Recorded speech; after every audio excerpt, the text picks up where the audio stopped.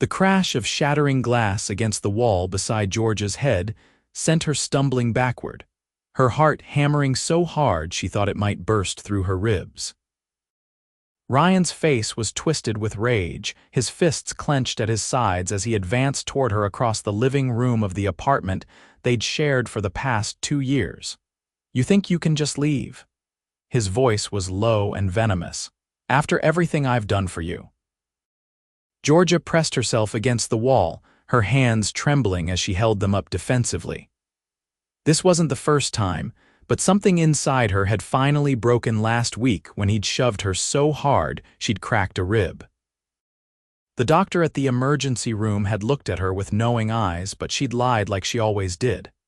Fell down the stairs, clumsy me, but tonight she'd packed a bag while he was at work. Tonight she was leaving. "Ryan, please," she whispered, her voice shaking. "I just need some space." "Space?" he laughed, but there was no humor in it. "You're not going anywhere." He grabbed her arm, his fingers digging into her flesh hard enough to bruise. Georgia cried out, trying to pull away, but his grip only tightened. She could smell the alcohol on his breath, see the dangerous glint in his eyes that meant things were about to get much worse. The apartment door suddenly burst open with a force that made Ryan release her in shock. Both of them turned to see a tall man standing in the doorway, his broad shoulders filling the frame. He had dark hair, sharp features, and eyes that assessed the situation in an instant. Georgia had never seen him before in her life. "Let her go." The stranger's voice was calm but carried an undeniable authority that made even Ryan hesitate. "Who the hell are you?" Ryan snarled, but Georgia noticed he'd taken a step back from her. "This is private property. Get out before I call the cops."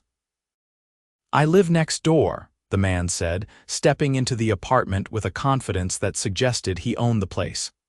"And I heard glass breaking and a woman screaming, so I'm not going anywhere until I know she's safe."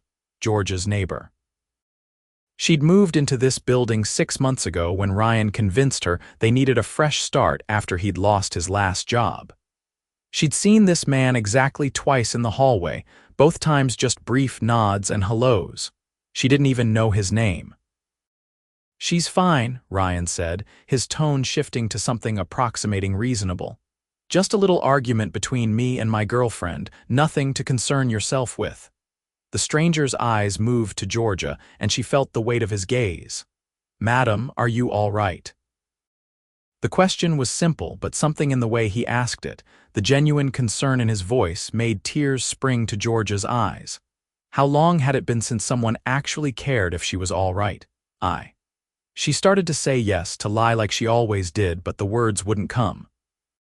"See, she's fine," Ryan said, moving toward her again. "Now, if you don't mind, I wasn't talking to you." The stranger's voice cut through Ryan's words like a blade. "Madam, there's blood on your hand." Georgia looked down and saw he was right. When Ryan had thrown the glass, a shard must have cut her palm. She hadn't even felt it through the adrenaline. "I need to leave," she said suddenly, the words tumbling out before she could stop them. "I was trying to leave." Ryan's face darkened. "Georgia, don't you dare. Where's your bag?" The stranger asked, ignoring Ryan completely. "Bedroom," she whispered. "Blue duffel." He nodded once, then moved past Ryan with such purposeful strides that her ex actually stepped aside. Georgia watched in stunned silence as this man she didn't know walked into her bedroom like he had every right to be there. He emerged moments later with her bag slung over his shoulder. "You can't just take her," Ryan protested, but his voice had lost some of its venom. "That's kidnapping." "She said she wants to leave." The stranger held out his hand to Georgia. "I'm simply helping a neighbor. Unless you'd prefer I call the police and let them see the state she's in." Ryan's jaw clenched, but he didn't move. Georgia realized with a start that he was actually afraid of this man. Ryan, who'd made her life hell for 2 years, was backing down. She took the stranger's hand. His palm was warm and steady against her trembling fingers, and he held her gently, nothing like Ryan's painful grip. He led her toward the door, positioning himself between her and her ex. "If you follow us or contact her in any way," the stranger said over his shoulder, "I will make your life very difficult. Do you understand?" Ryan said nothing, but the look on his face made Georgia's stomach twist with fear. She knew that look. She knew he wouldn't let this go. But then they were in the hallway, and the stranger was closing the door behind them, and Georgia felt like she could breathe for the first time in hours.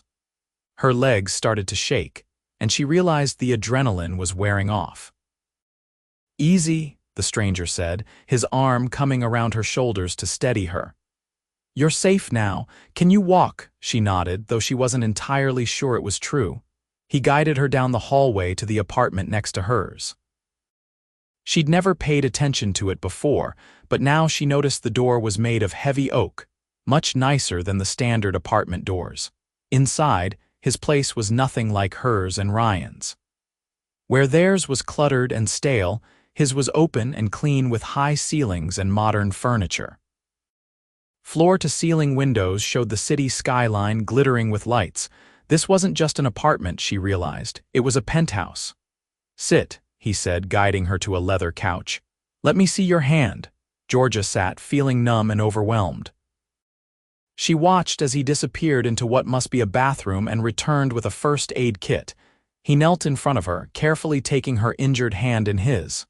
"I'm Jackson," he said as he cleaned the cut with gentle efficiency. "Jackson Turner, Georgia," she whispered. "Georgia Miller. It's nice to officially meet you, though I wish it were under better circumstances." His eyes met hers, and she saw kindness there, real, genuine kindness. "This might sting." He applied antiseptic, and she winced but didn't pull away. His hands were careful, his touch lighter than she would have expected from a man his size. He was probably 6'3", with the kind of build that suggested he worked out regularly.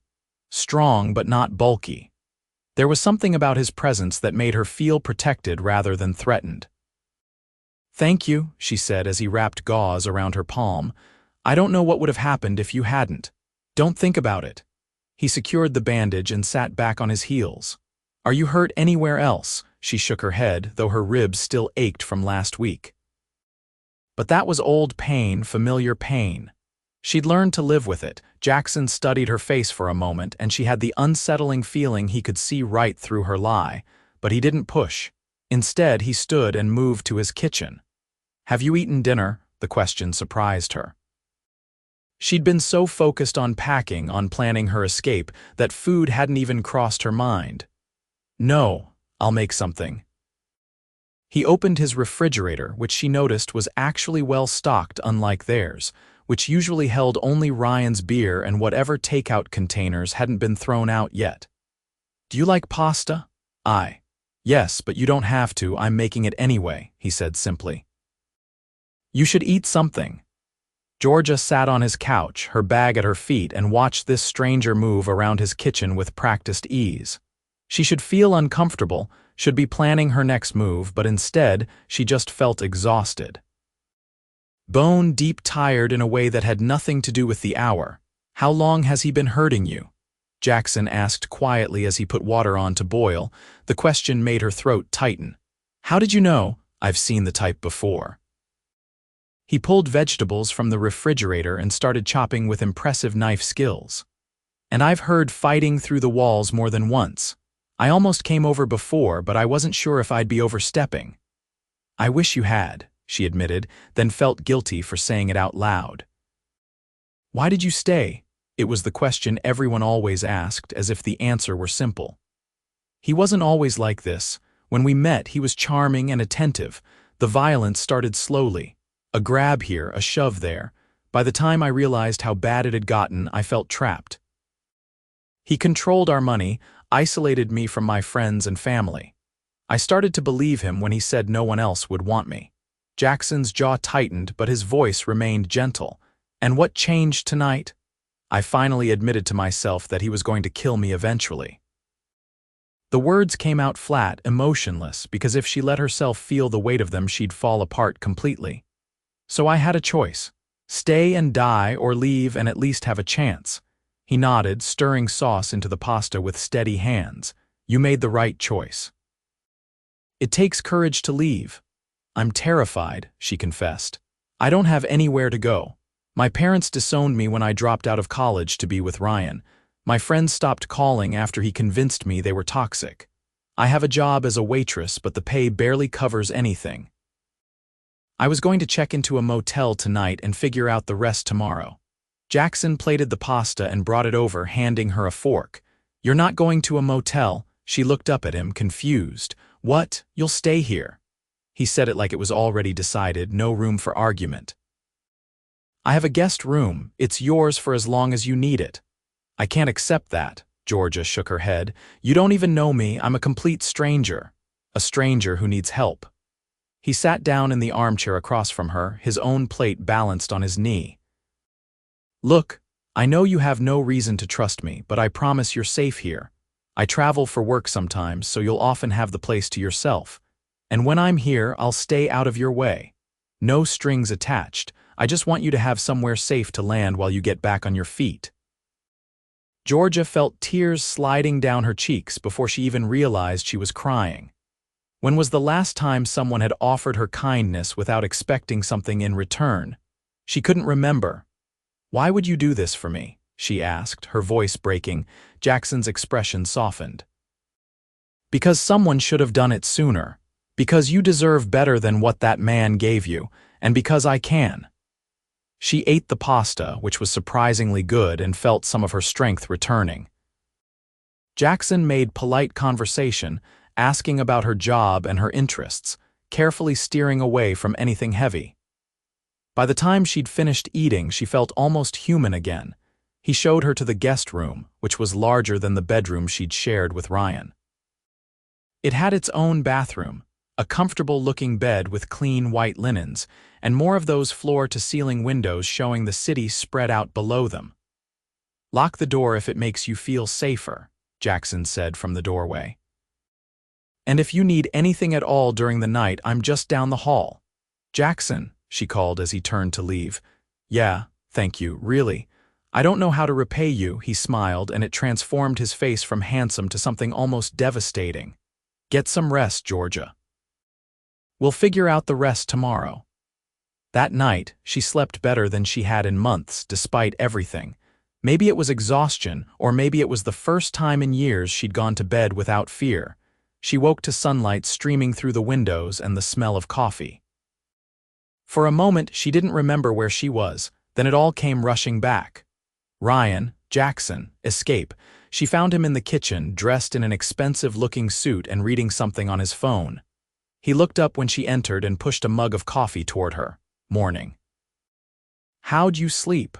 Better than expected, she admitted, taking the coffee gratefully. What time is it?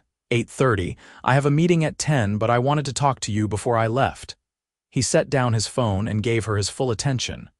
I've been thinking about your situation. Your ex knows you're next door. He's going to try to get to you eventually. The fear must have shown on her face because he held up a hand.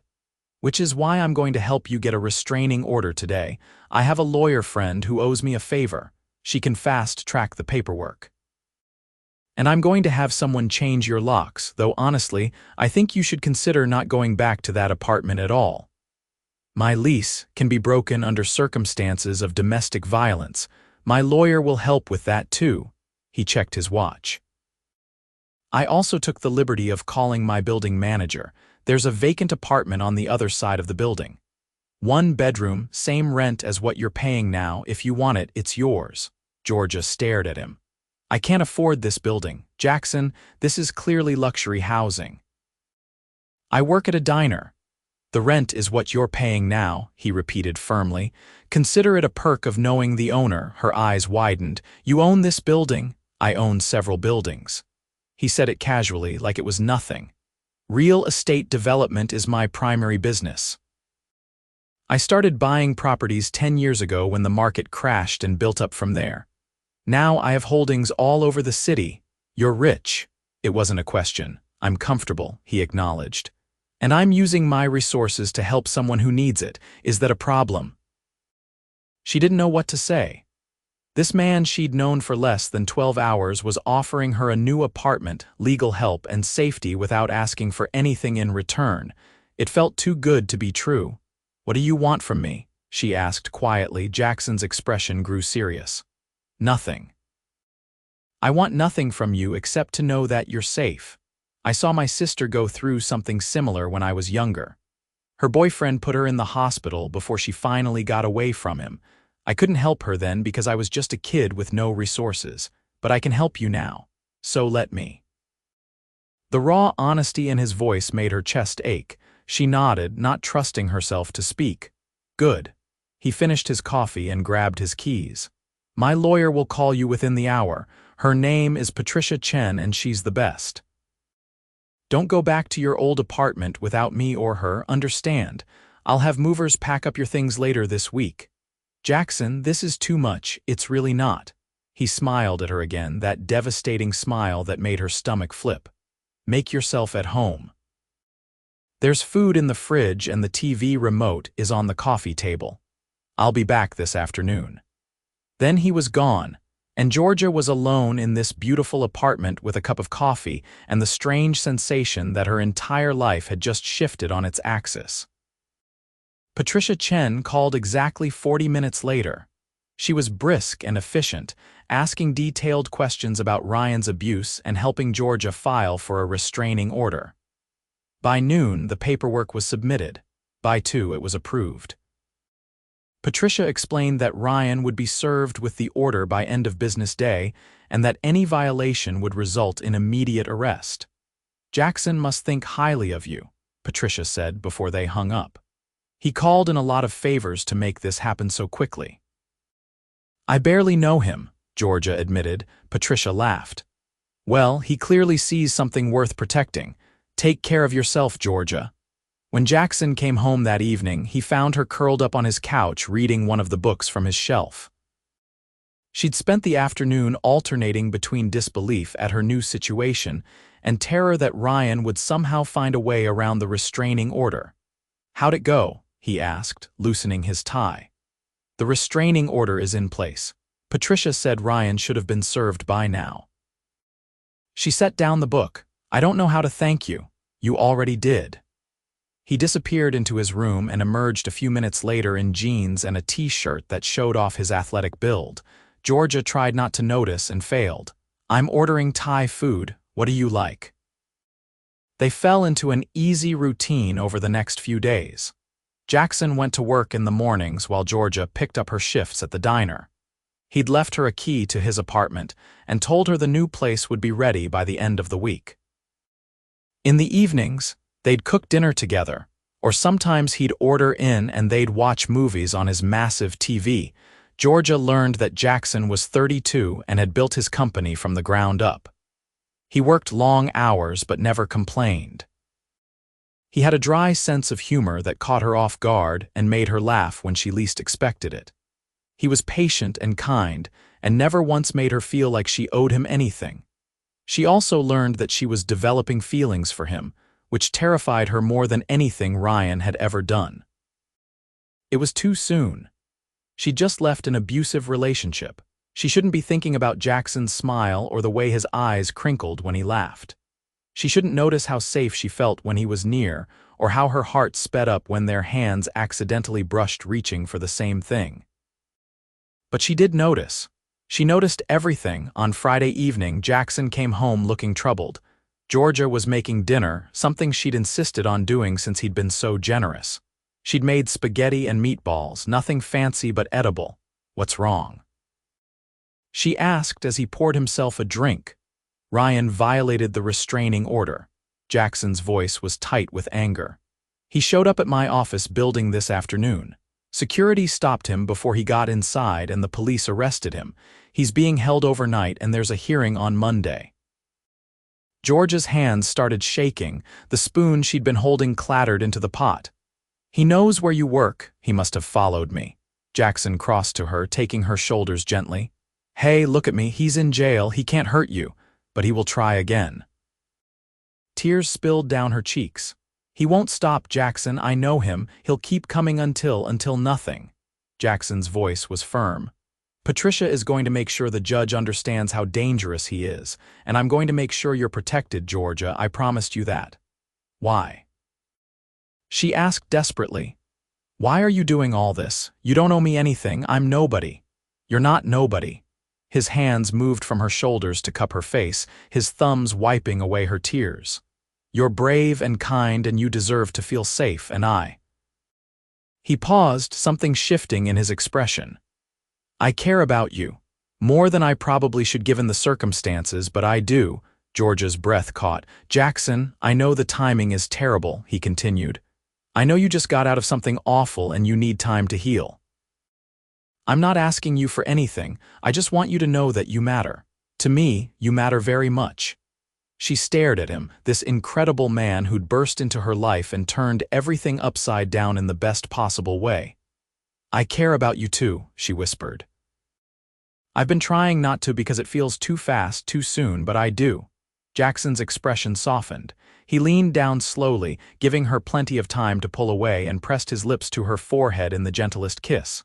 "We'll take it slow," he murmured against her skin. "As slow as you need." "I'm not going anywhere." The hearing on Monday resulted in Ryan being sentenced to 6 months in jail for violating the restraining order, with an additional year of probation after his release. Patricia assured Georgia that the sentence was unusually harsh, which meant the judge had taken the threat seriously. "You're safe," Jackson told her that night as they moved her belongings into her new apartment. "He can't touch you now." The apartment was perfect. Smaller than Jackson's penthouse, but still nicer than anywhere she'd ever lived. She had her own space, her own sanctuary. But as Jackson helped her unpack boxes, she realized she didn't want him to leave. "Stay for dinner?" she asked. "I bought groceries and everything," he smiled. "I'd like that." They cooked together in her new kitchen, bumping into each other in the small space and laughing when Georgia nearly set off the smoke alarm. It felt domestic and comfortable and right in a way that should have scared her, but didn't. Over the next few months, they settled into something between friendship and more. Jackson took her to dinner at nice restaurants and made her feel beautiful even when she was still wearing her diner uniform. He introduced her to his friends, who welcomed her with open arms. He never pushed for anything physical beyond holding her hand or a kiss on the cheek, always letting her set the pace. Georgia started seeing a therapist to work through her trauma from Ryan. The sessions were hard but healing. She began to understand that the abuse wasn't her fault, that she deserved love and respect and kindness. And she found all of those things in Jackson. 6 months after the night he'd rescued her, Jackson took her to the building's rooftop garden. He'd set up a small table with candles and had food delivered from her favorite restaurant. The city sparkled below them, and the spring air was warm and perfect. "I've been patient," he said as they finished eating. "And I'll keep being patient for as long as you need. But I need to tell you something." Georgia's heart hammered in her chest. "Okay, I'm in love with you." The words were simple but weighted with emotion. "I think I started falling that first night when you were so scared but still so strong, and every day since then I've fallen deeper." "You're amazing, Georgia. You're resilient and funny and kind, and being with you makes me happier than I've ever been." Tears filled her eyes, but this time they were happy tears. "I love you too," she said. "I've been so scared to admit it because everything happened so fast, but I do." "I love you, Jackson." He stood and pulled her to her feet, wrapping his arms around her waist. "Can I kiss you? Really kiss you?" she answered by rising on her toes and pressing her lips to his. The kiss was soft at first, tentative, but then it deepened into something that made her whole body sing. This was nothing like Ryan's rough, demanding kisses. This was gentle and passionate and full of love. When they finally pulled apart, both breathless, Jackson rested his forehead against hers. "I've wanted to do that for 6 months. Worth the wait?" she asked with a smile. "Absolutely." They dated officially after that, though really not much changed except that Georgia spent more nights at his place than her own. Jackson was everything Ryan hadn't been: respectful, supportive, and genuinely interested in her happiness. He encouraged her to go back to school to finish her degree, and when she worried about the cost, he reminded her that he'd meant what he said about helping her. "Let me invest in your future," he said one morning over coffee. "Not because you need me to, but because I want to, because I believe in you." so Georgia enrolled in online classes to finish her business degree. She kept working at the diner because she liked the routine and the independence it gave her, but she had dreams now. Big dreams about maybe opening her own restaurant someday. A year after they met, Jackson proposed. Not with some big, elaborate production, but quietly, on an ordinary Tuesday night while they were cooking dinner together. "Marry me," he said, turning from the stove with a small velvet box in his hand.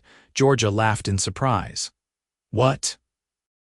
"I know it's not conventional timing," he said, opening the box to reveal a simple but beautiful diamond ring. "And I know we should probably wait longer, but I'm sure about you, Georgia. I'm sure about us.